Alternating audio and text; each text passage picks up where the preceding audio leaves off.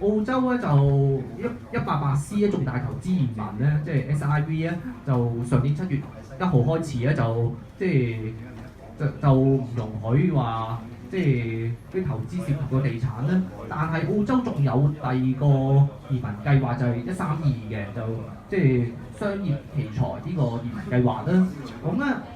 我哋咧就好高興啦，咁啊即係可以同我哋今日嘅南澳嘅房地產開發商合作啦。咁就我哋有一個計劃咧就係咁嘅，就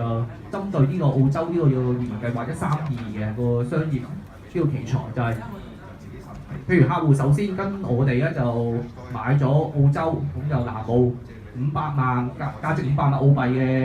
嘅房地產啦。咁就之後就大概可以用呢個500萬澳幣嘅房地產，就係銀行做按揭啦，用佢借錢啦，大概可以借到300萬澳幣翻嚟嘅。之後再投資落去我哋南澳嘅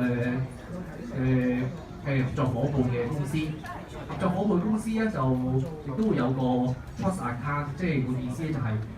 淨係客戶你可以接觸到你啲錢啫。咁之後再辦埋呢個移民132，咁就132A。咁有咩好處咧？第一就首先買樓啦，買樓跟住收租啦，跟住有啲磚頭就安全啲啦，俾直接做生意。第二亦都可以透過呢個買樓，咁就跟住拎啲樓去借錢，跟住用啲300萬澳幣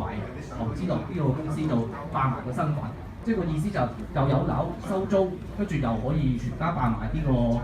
澳洲移民，同埋呢個132咧，呢個商業奇才咧就係一步到位攞呢個澳洲永居嘅。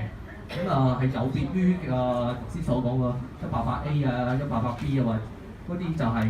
攞臨時居留權，即係 PR 啫。呢個咧就係132就一步到位攞 PR，全家即刻成為澳洲永久性居民 PR。